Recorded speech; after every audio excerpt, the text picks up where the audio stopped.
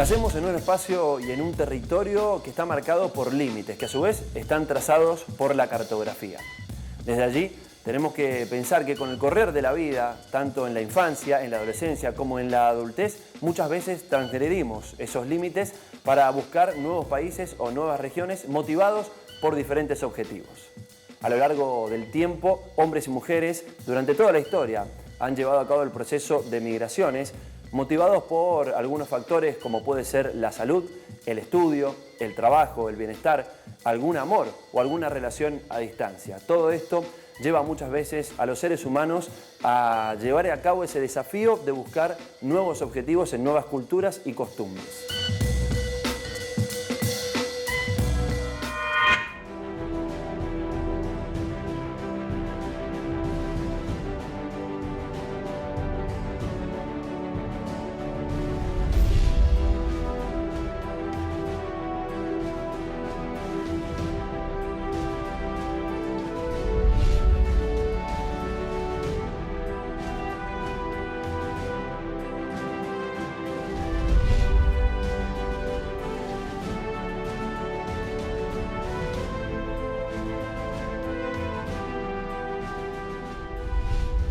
Migration has always been with us. And climate change, demographics, instability, growing inequalities, and aspirations for a better life, as well as unmet needs in labor markets, mean it is here to stay. And the answer is effective international cooperation in managing migration to ensure that its benefits are most widely distributed and that the human rights of all concerned are properly protected.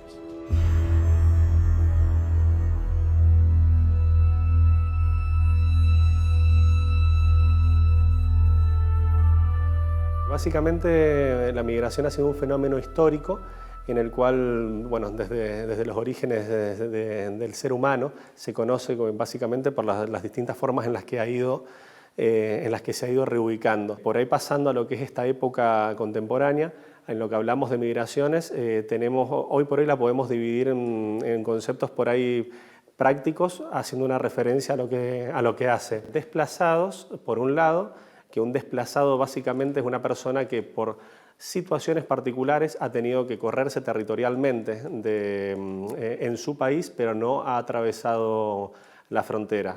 Por otro lado, aparte de los desplazados, tenemos aquellas personas que son refugiadas. Con los refugiados hacemos una referencia concreta a aquellas personas que abandonan el país por motivos políticos, sociales, porque su seguridad no está salvaguardada y no tienen la presencia del Estado acompañándolos cuando abandonan el límite de su país. El migrante básicamente tiene ese respaldo, no ha perdido sus posesiones, su validez internacional, su respaldo del Estado donde él se ubique básicamente.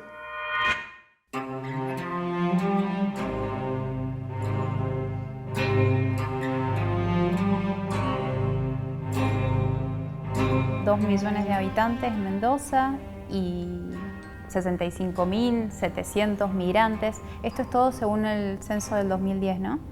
Bueno, y a nivel internacional y a nivel mundial, las migraciones, la ONU estableció en el 2015 que 44 millones de personas migran alrededor del mundo.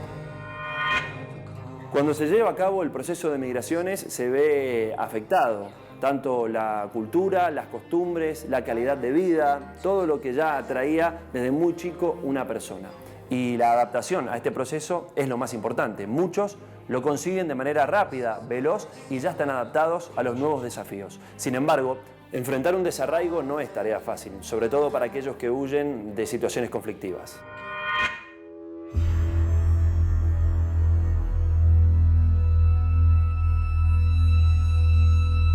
Migrar es un proceso vital que marca como un quiebre en la biografía.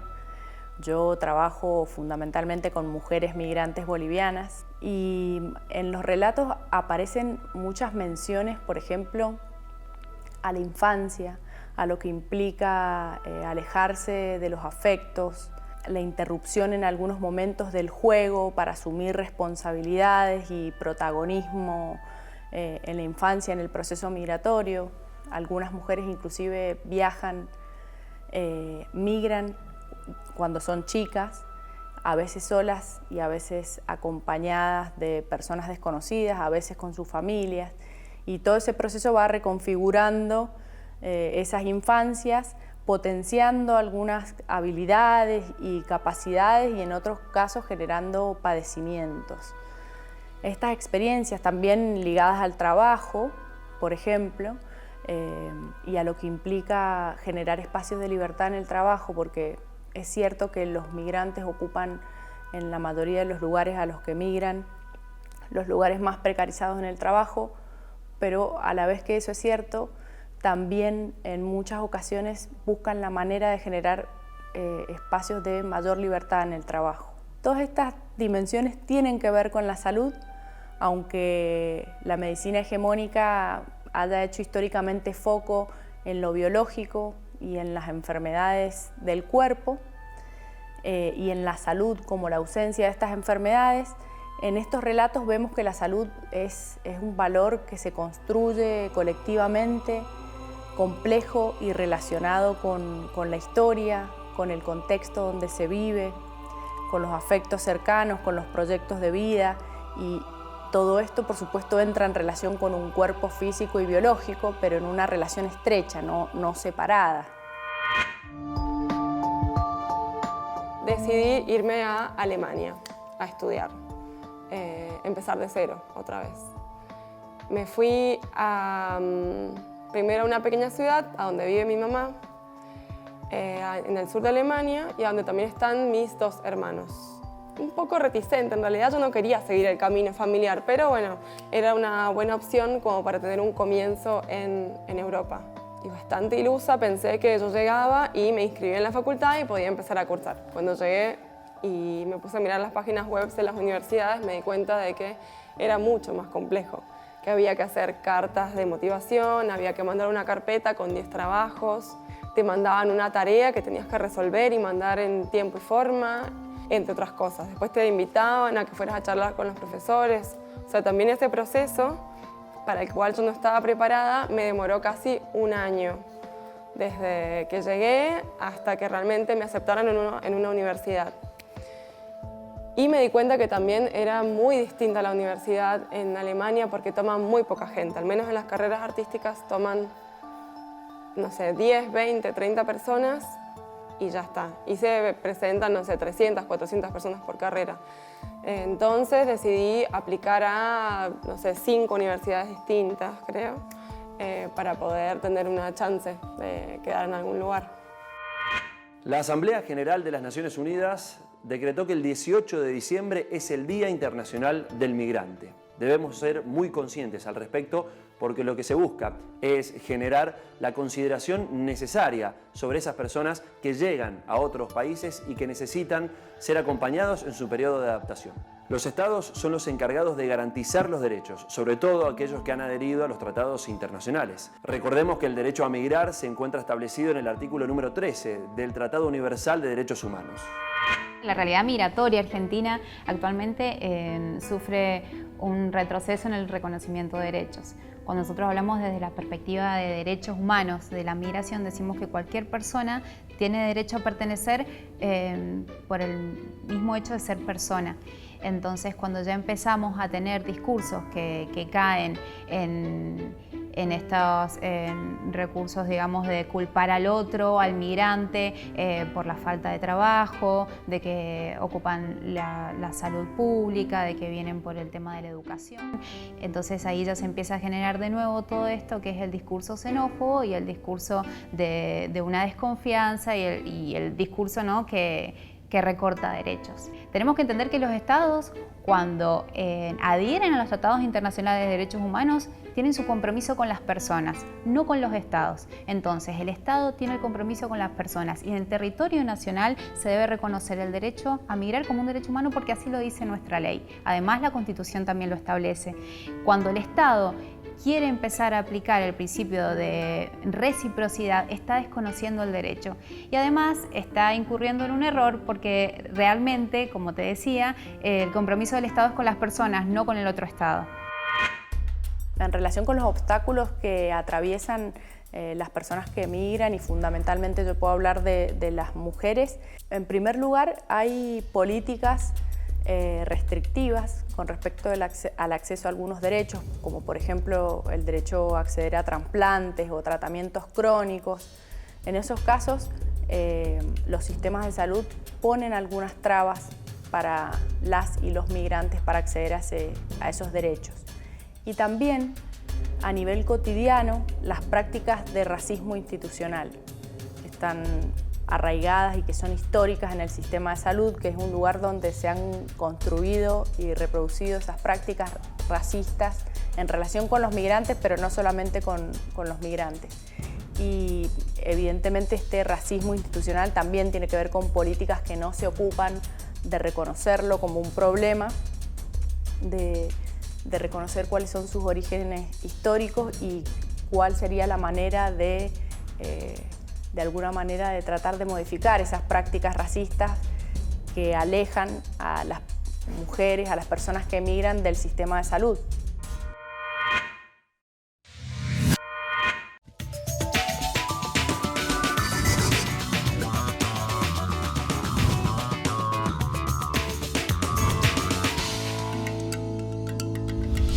Migración, una palabra que puede estar motivada por los más bellos propósitos, o por el contrario, puede estar empujada, obligada a huir de condiciones nefastas para la vida humana, en donde muchas veces ni siquiera están garantizadas las necesidades básicas.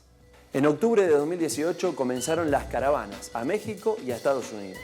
Al primero de estos países llegaban sobre todo olas de hondureños, buscando huir de condiciones no óptimas para desarrollar la vida que estaban padeciendo en su propio país. Y luego a los hondureños se les sumaron los habitantes de El Salvador o de Guatemala, quizá recibidos con los brazos abiertos en parte de México, pero no así en Estados Unidos, donde rápidamente el presidente Donald Trump se encargó de manifestar su descontento.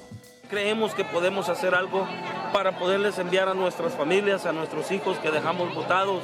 Trump, por favor, se lo pedimos en el nombre de Jesús. Ayúdenlos, ábranlos las puertas. Muchas de las propuestas que tiene Trump al asumir su presidencia son en base a la estigmatización y a la discriminación a los migrantes. Y de por qué los migrantes vienen a ocupar y a abastecerse de los derechos y de los recursos que tenemos en Estados Unidos, ¿no? Entonces, a partir de eso es que la visibilización de la caravana en ese momento es mucho mayor, porque como decíamos recién, es en el marco de las elecciones legislativas. Entonces, Trump hablaba de esto, ¿no? De seguir fortaleciendo esa mirada xenófoba.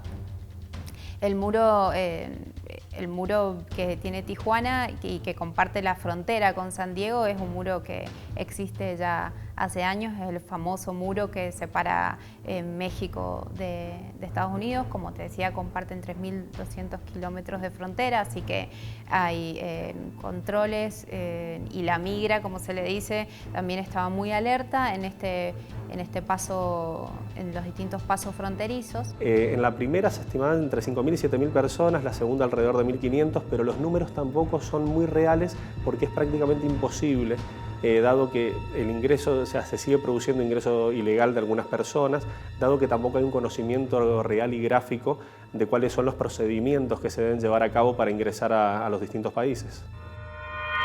América Latina entera se encuentra inmersa en una ola de migraciones de habitantes de países que atraviesan crisis muy importantes a nivel social y económico. El caso de Venezuela en particular, hay que interpretar que es un conflicto que viene, o sea, un conflicto en parte planteado por intereses que exceden al propio pueblo venezolano, en el sentido que hay una riqueza petrolera muy importante, con la cual hay intereses marcados por Estados Unidos y por Rusia, por distintas medidas y fricciones, por las sanciones aplicadas particularmente por Estados Unidos. Esto genera a congelar activos sobre una economía bastante golpeada, con una inflación ya por encima de los 2 millones, lo que hace es generar necesidades muy complejas y muy reales sobre la población, llevando a la pérdida de servicios básicos fundamentales. Ahí se empiezan a generar distintas migraciones, sobre todo por la principal búsqueda de calidad de vida y por la pérdida de accesos a medicamentos y a lo que es una rutina convencional según lo que uno está acostumbrado.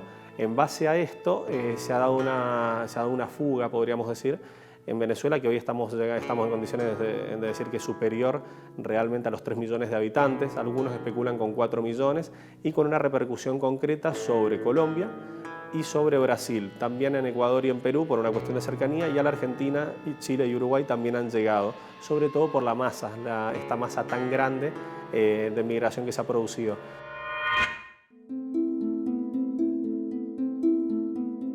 Tiene mucho más peso la circunstancia de la migración que el hecho mismo de migrar. Es muy diferente para alguien que se va a vivir a otro país por decisión, para estudiar, porque se casa, etcétera, etcétera, que alguien que tiene que ir a otro país por circunstancias forzosas, porque no puede vivir en el suyo, etcétera. Entonces, si bien existen esas clasificaciones, siempre eso hay que pensarlo, digamos, en una lógica de caso por caso, ¿no? Por supuesto que vivir en otro país tiene sus, digamos, sus circunstancias particulares, ¿no? Sobre todo si se elige, por ejemplo, un país de otro idioma o con costumbres muy diferentes, ¿no? En ese sentido, hay, digamos, distintos recursos que un sujeto tiene o no para sostenerse en el lugar donde vive. Ya digamos, para personas que tienen que emigrar forzosamente, que tienen que insertarse en otro país sin tener ningún tipo, digamos, de red en la cual caer, ¿no? En ese sentido, por ejemplo, se me ocurren 2 circunstancias para citar. Una, por ejemplo, cuando fue la época de la dictadura, mucha gente emigró al exterior. La gente que tenía red, amigos, era recibida, etcétera, se pudo ubicar de una manera, más allá de que, por supuesto, las características del exilio están. Es muy diferente, por ejemplo, para un migrante que cruza una frontera, como pasa mucho con México y Estados Unidos, que no sabe qué va a encontrar del otro lado, y donde además inmediatamente pasa a ser prácticamente, digamos, el objeto de un mercado de trabajo terrible, ilegal, ¿no? Donde esa pérdida, digamos, de posibilidad de ubicarse es lo que tiene las consecuencias peores para alguien, digamos, ¿no? Las más extravagantes, porque finalmente lo que hace eso es quitarle lo más propio que un sujeto tiene, ¿no? ¿Qué es lo más propio que un sujeto tiene? Fíjate que se me ocurre pensar en el final de Las Brujas de Salem, cuando el protagonista lo van a matar, está condenado a muerte, etcétera, pero ¿qué es lo que pide que le dejen? El nombre. Le dije, no, déjenme mi nombre, dice John Proctor. Justamente eso, ¿no?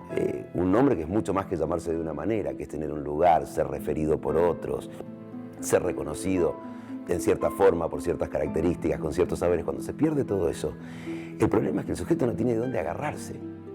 Entonces realmente se produce algo que puede ir, digamos, desde las distintas formas de la melancolía, la depresión, digamos, una serie de cuestiones que bordean la locura en algunos casos. Si un sujeto, en lugar de eso, puede sostener, digamos, el sentido de esa migración y hacerse reconocer en el lugar con cierto trabajo, etcétera, más allá de las dificultades que eso entraña, es muy diferente el prospecto, porque entonces alguien puede, digamos, seguir sosteniéndose en el lugar simbólico, porque finalmente lo que le da un lugar a alguien, ¿qué es? El lugar del lazo con el otro, y eso es un lugar simbólico. No es solamente tener un lugar para vivir o tener determinadas condiciones materiales, que por supuesto muchas veces se ven muy afectadas también en este tipo de acciones, ¿no? Sobre todo cuando se emprenden en esa manera, forzosamente, escapando de una situación, ¿no? Entonces, eso es lo que tiene la peor consecuencia. El ser humano podemos pensar que en general lo pensamos como un ser gregario, porque no sobrevivimos sin el otro. Vos pensás que los seres humanos somos mamíferos muy especiales, porque nacemos, a diferencia de todo el resto de los seres, con una inmadurez muy grande y que nos lleva muchísimo tiempo poder desarrollar las habilidades básicas de la vida. No es como los animales que en un tiempito cortito abren los ojos, pueden caminar, saben alimentarse, aunque sea buscar la teta de la mamá, digamos, ¿no? El ser humano nada de eso. El ser humano está condicionado porque su vida depende enteramente del lugar que le dé otro. Y me parece que ese concepto es el concepto, digamos, más útil que podemos pensar en este tema, porque eso se mantiene durante toda la vida. El esfuerzo por el reconocimiento, el esfuerzo por el amor, todas las cosas que hacemos, digamos, ¿con qué tienen que ver? Con sostener ese lugar en el otro. Entonces, por eso el peor destino para este mamífero tan especial, que está un poco desarraigado de la naturaleza porque habla. Y al entrar en un sistema simbólico hay un desarraigo de lo natural. A un animal finalmente, ¿qué le importa vivir acá o allá mientras ciertas condiciones que tienen que ver con su homeostasis biológica se mantengan? Eso está bien. En cambio, en un ser humano, ¿no? Toda la condición simbólica, ese alojamiento en ese otro, ¿no? Es de lo que depende la vida. Entonces, justamente, bueno, somos mamíferos especiales en ese sentido, y lo gregario tiene que ver con eso. Por eso caer del lazo social tiene una consecuencia tan nefasta para un ser humano. Sin embargo, el proceso de migraciones no solamente es característica de América Latina. Europa, desde el año 2015 y hasta la fecha, ha llevado a cabo un proceso de migración de cerca de 1 millón de personas que ha llegado al viejo continente en busca de una vida mejor. Y sobre todo, en el último tiempo, se ha acrecentado a fuerza de sirios y africanos que huyen de sus países.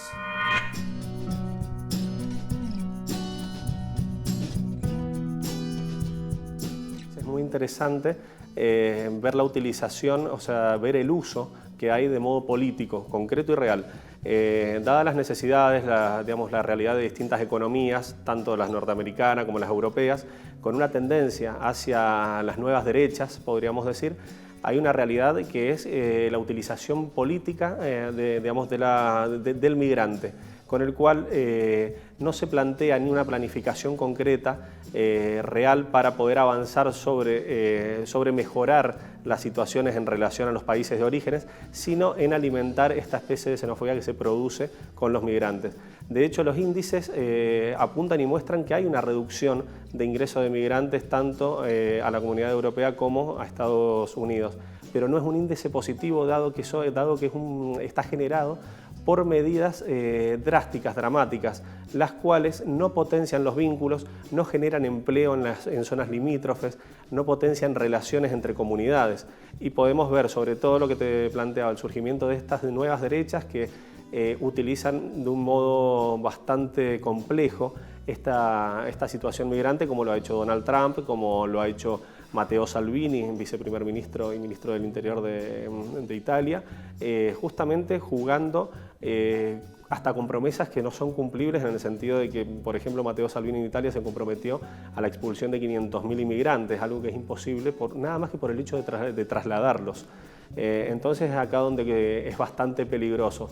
También el canciller de Austria ha planteado unas lógicas muy similares, y lo que es un grupo en Europa integrado por Hungría, Polonia, República Checa y Eslovaquia son los principales países que están apoyando estas medidas, a los cuales después se le sumó Dinamarca, Bélgica, entre otros. Y por otro lado están las políticas que trata de aplicar, por lo menos discursivamente, Francia, Alemania, España, en el sentido de tener una mayor apertura y permeabilidad para poder generar ingresos, sobre todo por las situaciones que se han planteado en el caso de Siria, pero también de países como Sudán, Sudán del Sur, Somalia, entre otros países.